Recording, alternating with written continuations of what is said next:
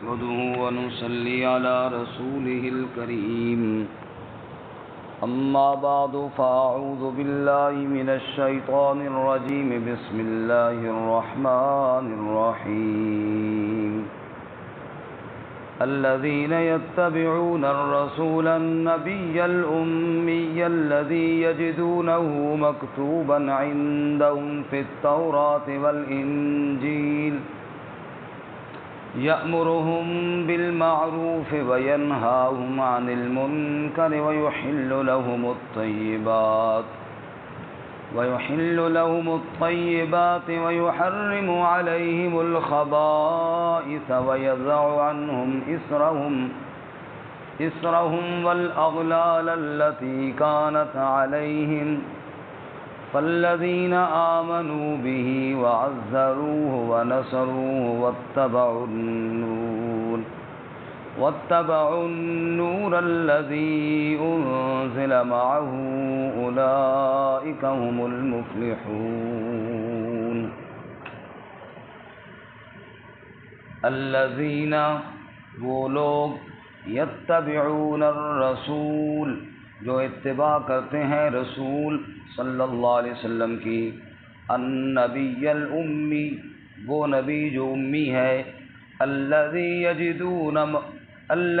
یجدونہ مکتوبا عندہم فی التوراۃ والانجیل، وہ نبی کہ پاتے ہیں وہ اس کو لکھا ہوا اپنے پاس تورات میں اور انجیل میں، یأمرہم بالمعروف وہ حکم کرتا ہے ان کو بھلائیوں کا، وَيَنْهَاهُمْ عَنِ الْمُنْكَرِ اور روکتا ہے ان کو برائیوں سے، وَيُحِلُّ لَهُمُ الطَّيِّبَاتِ اور حلال کرتا ہے ان کے لیے پاکیزہ چیزیں، وَيُحَرِّمُ عَلَيْهِمُ الْخَبَائِثَ اور حرام کرتا ہے ان پر گندی چیزیں، وَيَضَعُ عَنْهُمْ إِصْرَهُمْ اور ہٹا دیا ان سے ان کے بوجھ، والاغلال التي كانت عليهم اور ان کے وہ طوق جو ان پر تھے، فالذین آمنوا به پس وہ لوگ جو ایمان لائے اس کے ساتھ، وعزروه ونصروه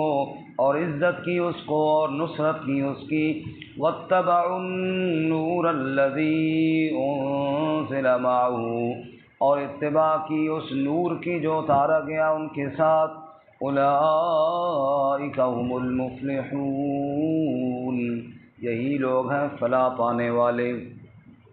سبحان ربک رب العزت عما یصفون وسلام علی المرسلین والحمد للہ رب العالمین۔ اللہم صل علی محمد وعلی آل محمد كما صليت على إبراهيم وعلى آل إبراهيم إنك حميد مجيد، اللهم بارك على محمد وعلى آل محمد كما باركت على إبراهيم وعلى آل إبراهيم إنك حميد مجيد۔ معزز سامعین، سورۃ الاعراف کا 19واں رکوع آیت نمبر 157 آپ کے سامنے تلاوت کی ہے۔ اللہ رب العزت اس کے مطابق صحیح بیان کی توفیق عطا فرمائے اور ہمیں قرآن و سنت پر عمل کرنے کی توفیق عطا فرمائے۔ اس سے قبل بنی اسرائیل کا واقعہ آپ نے سنا، حضرت موسیٰ علیہ السلام اپنی قوم کے 70 آدمیوں کو لے کر طور پر گئے اور وہاں جا کر ان کا مطالبہ اس قدر گستاخانہ تھا کہ اللہ تعالیٰ نے ان کو وہاں پر موت کے گھاٹ اتار دیا۔ پھر حضرت موسیٰ علیہ السلام نے دعا کی، اللہ تعالیٰ نے ان کو زندہ فرمایا اور اللہ تعالیٰ نے بتایا کہ میرا عذاب جس کو میں چاہوں پہنچاؤں، لیکن میری رحمت ہر چیز پر وسیع ہے۔ رحمت کس کو ملے گی اور رحمت کا حقدار کون ہے؟ تو ارشاد فرمایا فَسَأَكْتُبُهَا لِلَّذِينَ يَتَّقُونَ وَيُؤْتُونَ الزَّكَاةَ وَالَّذِينَ هُمْ بِآيَاتِنَا يُؤْمِنُونَ۔ رحمت ان لوگوں کے لیے لکھ دوں گا جنہوں نے تقوی اختیار کیا، جو زکوٰۃ ادا کرتے ہیں اور ہماری آیات کے ساتھ ایمان رکھتے ہیں۔ اس کے بعد آگے رحمت کن لوگوں کو ملے گی، ان کی صفات ہیں الذین یتبعون الرسول النبی الامی، وہ لوگ جو اتباع کرتے ہیں رسول، اس کی جو رسول ہے، نبی ہے اور امی ہے صلی اللہ علیہ وسلم۔ رسول اور نبی فرماتے ہیں اس میں فرق یہ ہے کہ رسول وہ ہوتا ہے جو صاحب شریعت ہو مستقل، اور نبی ہر ایک جس کو اللہ تعالیٰ نے وحی کے ذریعے ممتاز فرمایا وہ نبی تو ہے، نبی خبر پہنچانے والا، اللہ کے احکامات کو پھیلانے والا، اللہ تعالیٰ کے دین کی تبلیغ کرنے والا، چاہے مستقل شریعت اس کے پاس ہو یا نہ ہو۔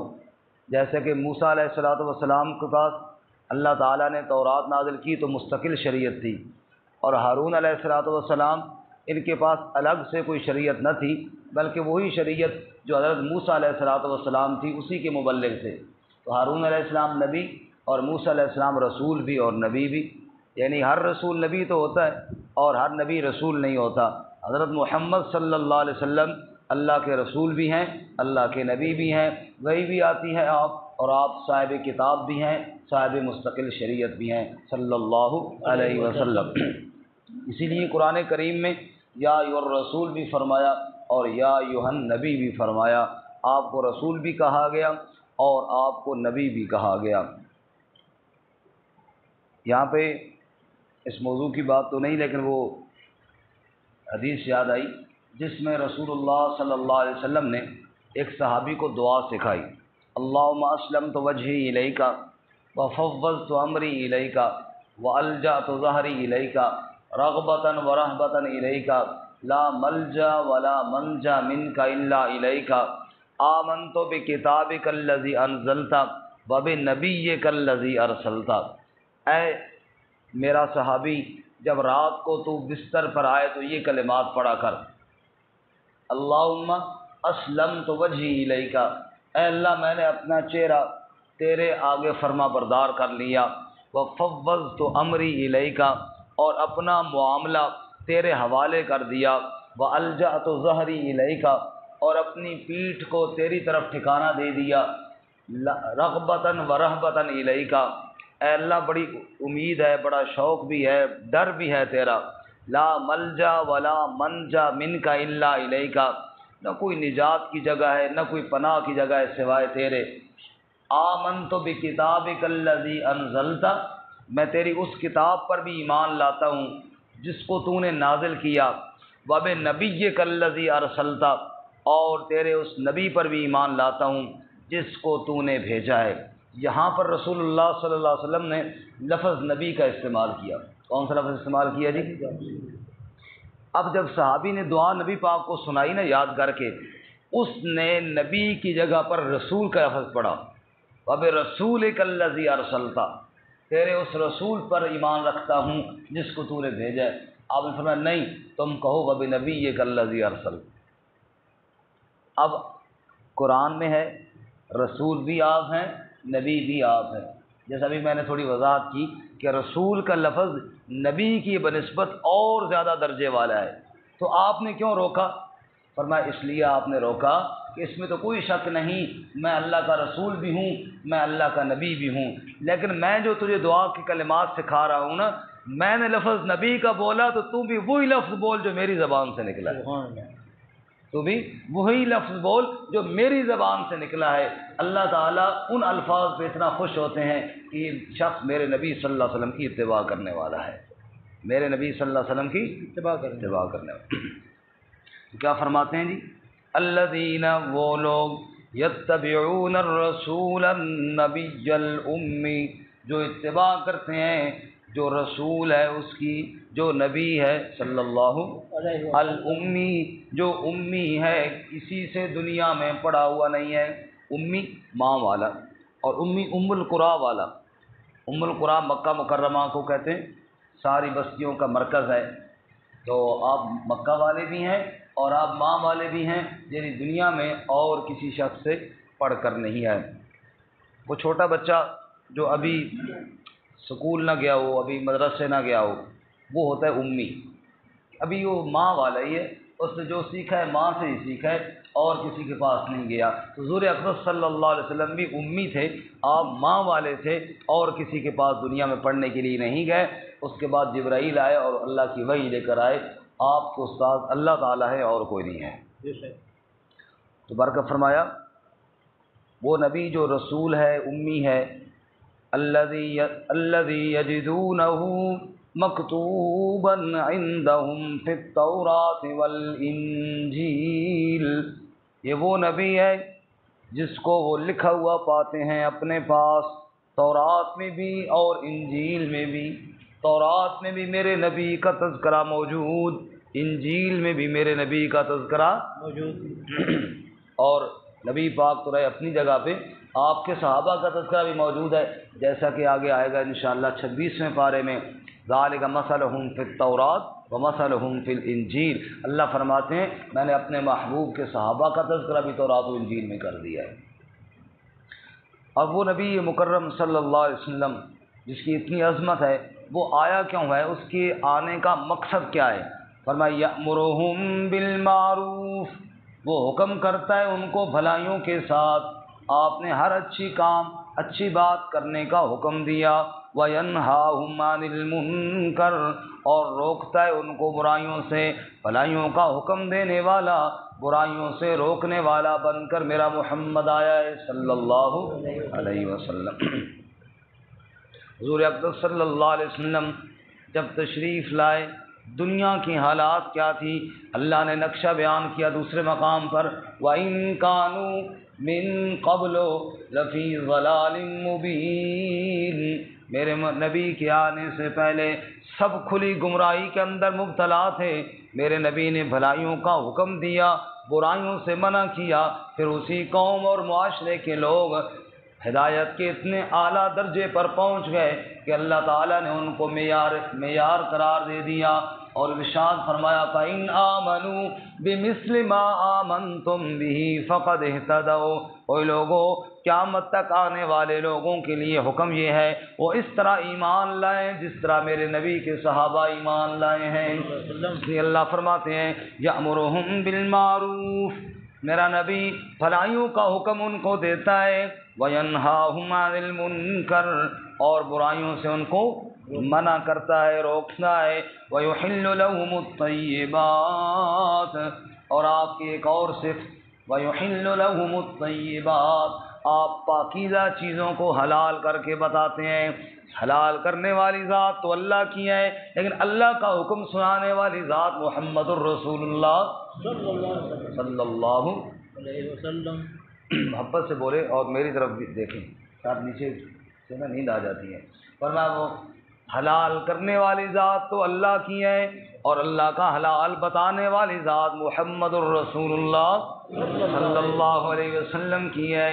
آپ نے وہ چیزیں جو لوگوں نے اپنی طرف سے حرام کی تھیں ان کو منع کیا اور بتایا جس کو اللہ نے حلال کیا ہے وہ حلال ہے. جیسے کہ ہم ابھی پہلے پڑھ چکے ہیں سورۃ المائدہ میں ما جعل اللہ من بحیرہ ولا صائبہ ولا وسیلہ ولا حام. فرمایا وہ جانور جن کو لوگوں نے ان پر سواری کرنا حرام قرار دیا تھا، بعض کا دودھ پینا حرام کیا تھا، بعض کا گوشت کھانا اپنی طرف سے حرام کیا تھا. فرمایا میرا نبی تو وہ آیا یحل لہم الطیبات، وہ پاکیزہ چیزیں جن کو جہالت کی وجہ سے لوگوں نے اپنے اوپر حرام کر رکھا تھا، میرے نبی نے آ کر بتایا یہ حرام نہیں، یہ اللہ کی حلال کردہ چیزیں ہیں، ان کو حلال سمجھو. ایمان کی شرائط میں یہ شرط ہے کہ جس چیز کو اللہ حلال کرے بندہ اس کو حلال سمجھے. مثال کے طور پہ مچھلی کا گوشت کھانا حلال ہے، مچھلی کا گوشت کھانا حلال ہے. ایک آدمی ساری زندگی نہ کھائے وہ الگ بات ہے، لیکن حلال سمجھنا ضروری ہے. اس اللہ کی حلال کردہ چیز کو حلال سمجھنا ضروری ہے. اگر اللہ کی حلال کردہ چیز کو کوئی حلال نہیں سمجھے گا تو وہ کیا ہے، وہ ایمان سے فارغ ہو جائے گا، کیونکہ جس چیز کو اللہ نے حلال بتایا اس کو میں کون ہوتا ہوں حرام سمجھنے والا. نبی مکرم صلی اللہ علیہ وسلم یحل لہم الطیبات، پاکیزہ چیزیں حلال کرنے کے لیے تشریف لائے۔ اور اگلی صفت آپ کی فرمایا وَيُحَرِّمُ عَلَيْهِمُ الْخَبَائِثَ، اور گندی چیزیں آپ نے حرام بتائیں، خبیث چیزیں آپ نے حرام بتائیں۔ سورۃ المائدہ میں ہے نا، حرمت علیکم المیتہ والدم ولحم الخنزیر وما اہل لغیر اللہ بہ والمنخنقہ والموقوذہ والمتردیہ والنطیحہ وما اکل السبع الا ما ذکیتم، مردار حرام ہے، خنزیر کا گوشت حرام ہے، بہتا ہوا خون حرام ہے، غیر اللہ کے نام پر دی جانے والی چیز حرام ہے، جس کا گلا گھونٹ کر مار دو وہ حرام ہے، جو چوٹ لگنے سے مر جائے وہ حرام ہے، جانوروں نے آپس میں سینگ مارے سینگ سے مر جائے وہ حرام ہے، جس کو درندوں نے مار ڈالا وہ حرام ہے، اور جو جا کر آستانوں پر ذبح کیے جائیں وہ حرام ہے، تیروں کے ساتھ تقسیم کی جائے وہ حرام ہے۔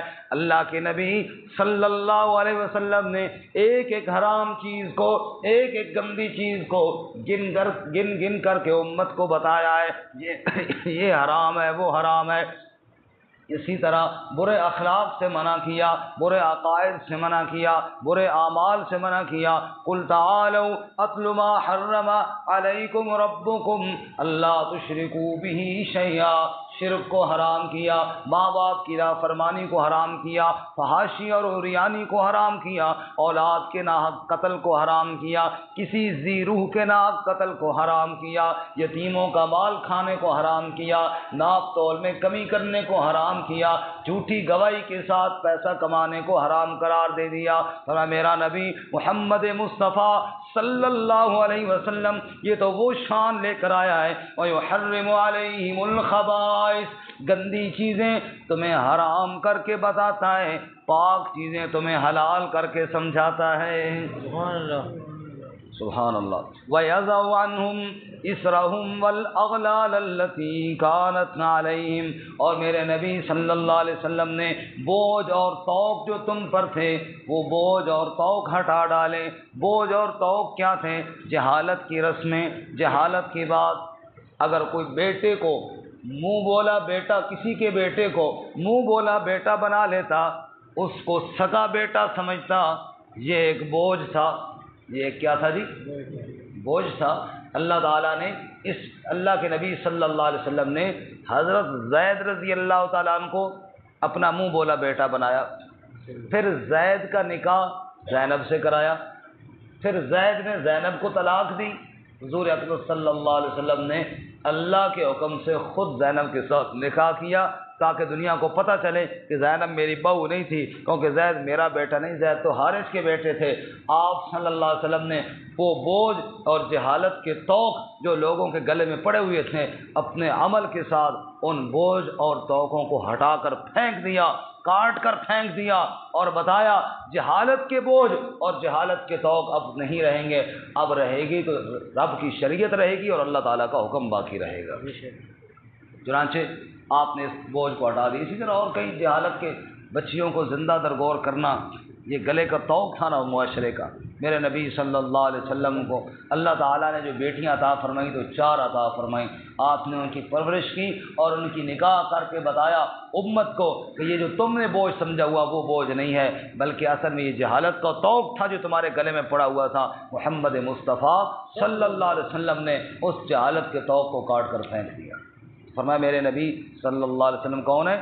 فرمایا یحل لهم الطیبات ویحرم علیہم الخبائث، پاکیزہ چیزیں حلال کرتے ہیں، یعنی حلال بتاتے ہیں، اور گندی چیزیں حرام بتاتے ہیں۔ وَيَضَعُ عَنْهُمْ إِصْرَهُمْ، اور بوجھ اور طوق وہ ہٹاتے ہیں، الَّتِي كَانَتْ عَلَيْهِمْ، جو بوجھ اور طوق لوگوں کے اوپر پڑے ہوئے تھے۔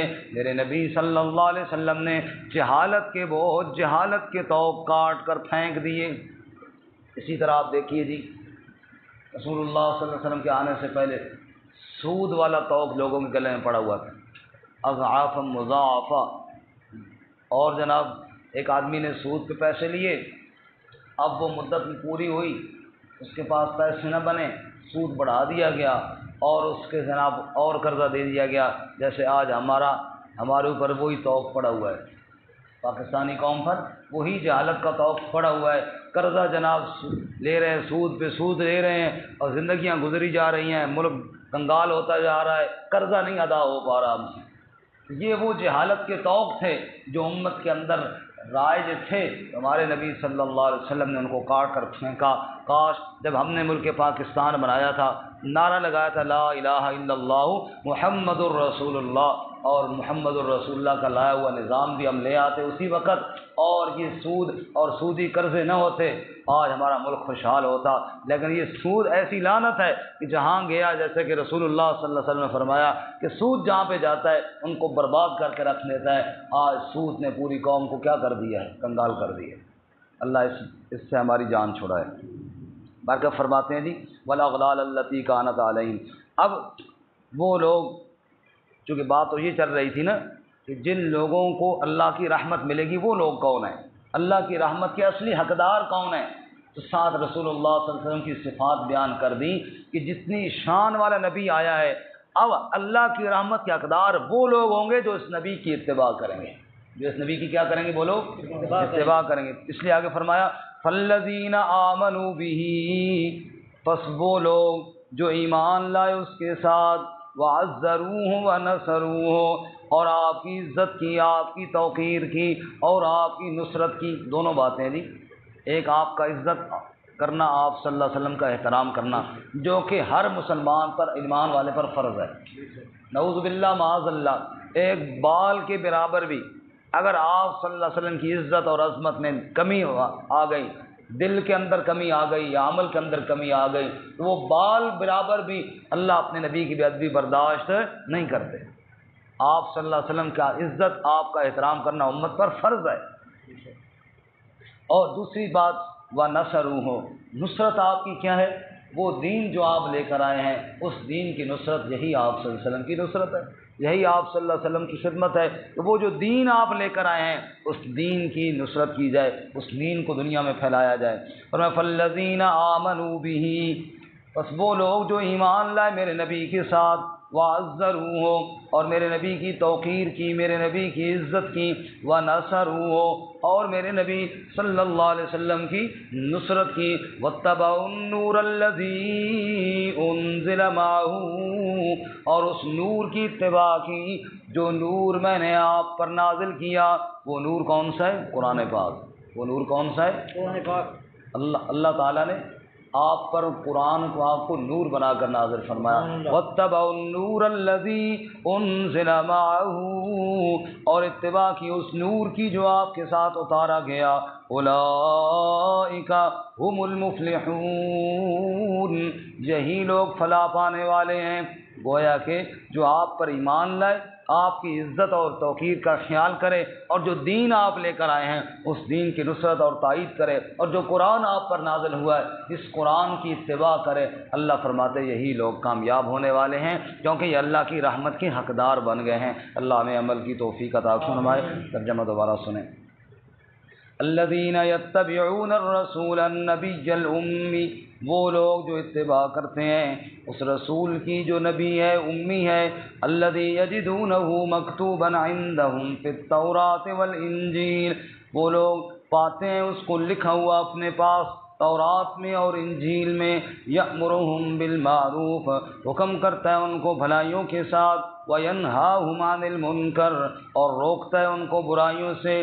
وَيُحِلُّ لَهُمُ الطَّيِّبَاتِ، اور حلال کرتا ہے ان کے لیے پاکیزہ چیزیں۔ وَيُحَرِّمُ عَلَيْهِمُ الْخَبَائِثَ، اور حرام کرتا ہے ان پر گندی چیزیں۔ وَيَضَعُ عَنْهُمْ إِصْرَهُمْ وَالْأَغْلَالَ الَّتِي كَانَتْ عَلَيْهِمْ، اور ہٹا دیتا ہے ان سے ان کے بوجھ اور وہ طوق جو ان پر تھے۔ فالذین آمنوا بہ، بس وہ لوگ جو ایمان لائے اس کے ساتھ، وعزروہ ونصروہ، اور آپ کی توقیر کی اور آپ کی نصرت کی۔ واتبعوا النور الذی انزل معہ، اور اتباع کی اس نور کی جو اتارا گیا آپ کے ساتھ۔ اولئک هم المفلحون، یہی لوگ ہیں فلاح پانے والے۔